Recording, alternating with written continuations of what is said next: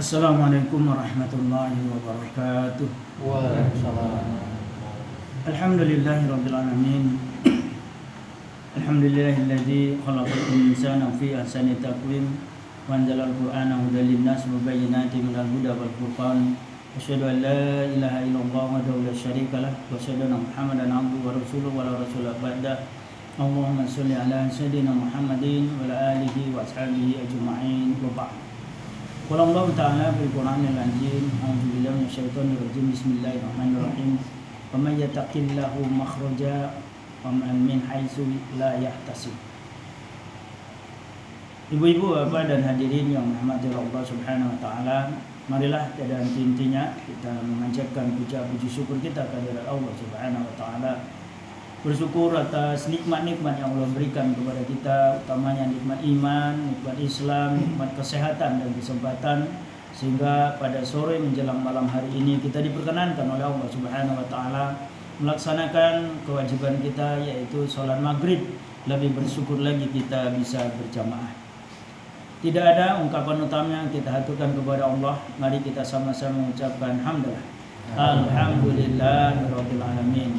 Kita pun berharap atas umur kita yang tersisa ini, umur yang terus Allah ridhoi, Allah berkahi.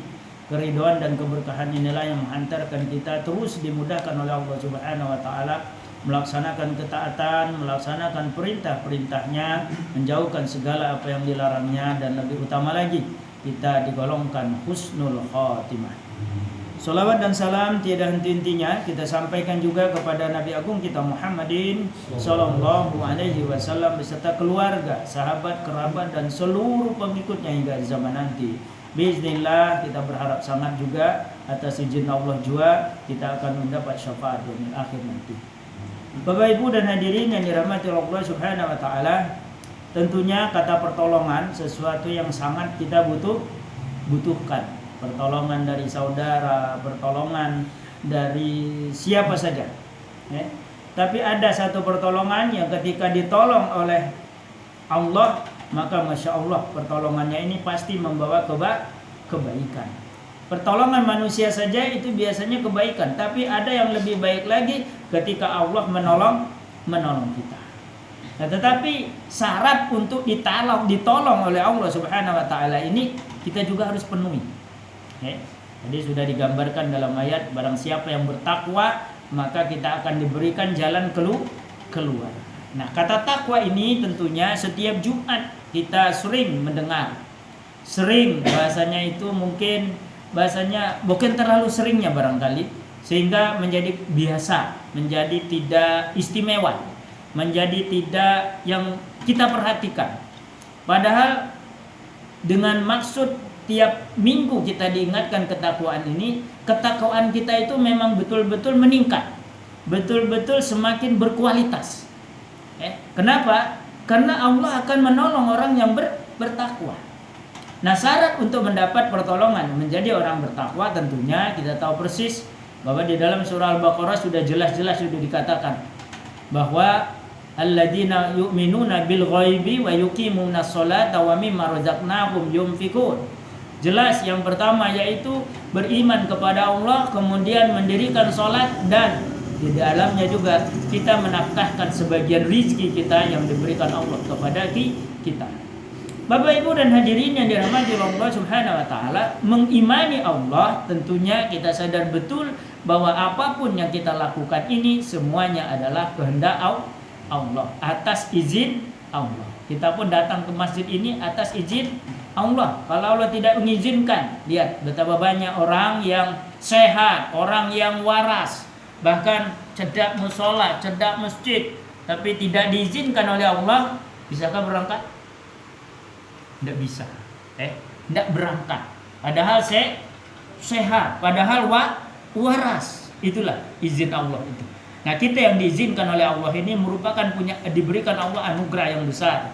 Bahkan Masya Allah, setiap langkah kaki kita menuju musola atau menuju masjid diampuni dosa-dosa kita, dan diberikan satu pengumuman kepada para malaikat. Lihatlah bahwa bukti orang yang beriman itu diantaranya sholat, dan sholat berjamaah. Bapak Ibu dan hadirin yang dirahmati oleh Allah Subhanahu wa taala, jadi beriman kepada Allah tentunya meyakini ketentuan-ketentuan Allah. Apapun yang diperintahkan oleh Allah itu harus kita yakini pasti itu kebaikan.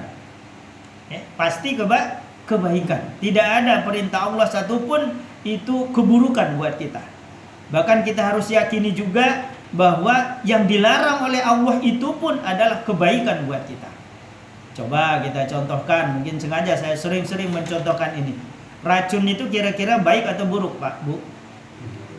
Halo? Racun itu baik atau buruk? Buruk. Tapi ketika kita mau meminumnya, itu kebaikan apa keburukan? Ya, keburukan tentunya. Ya, jadi tidak akan mungkin racun itu membawa kebaikan. Ya, apalagi kalau diracun. Nah, ini. Kalau ibu-ibu bahaya kalau madu. Ya, apalagi kalau halo Bu. Oh, senyum-senyum Mas Marno. Ya, ini katakan di madu. Bapak Ibu dan hadirin yang dirahmati Allah Subhanahu wa taala. Jadi kebaikan yang diperintahkan oleh Allah, hakikatnya itu pun Allah tidak mendapatkan apa-apa. Tidak mendapatkan apa-apa sama sekali. Karena kita rajin sholat, Allah tambah. Karena kita mengucapkan Allahu Akbar, kemudian Allah tambah besar. Apa begitu? Tidak.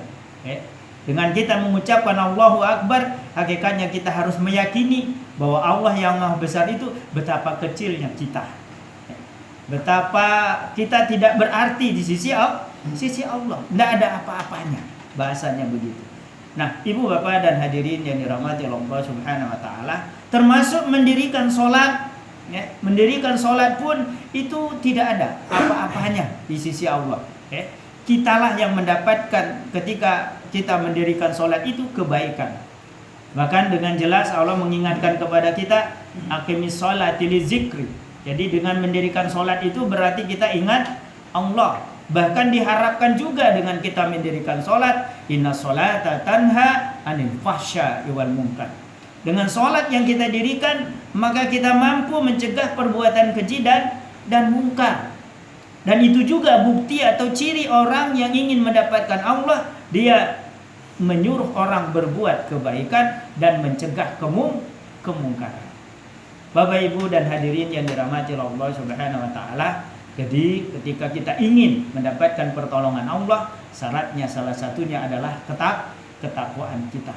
Nah, ketakwaan ini tentunya mendirikan sholat, menunaikan zakat, tadi memberikan sebagian harta yang dimiliki tadi, termasuk di dalamnya yaitu menunaikan zakat, kemudian menganjurkan atau menyuruh untuk berbuat kebaikan dan mencegah dari kemungkaran. Fa insyaallah ketika ini kita lakukan, pertolongan Allah akan terjadi pada kita. Bapak Ibu dan hadirin yang dirahmati Allah Subhanahu wa taala, hanya ini mungkin yang perlu saya sampaikan hari ini.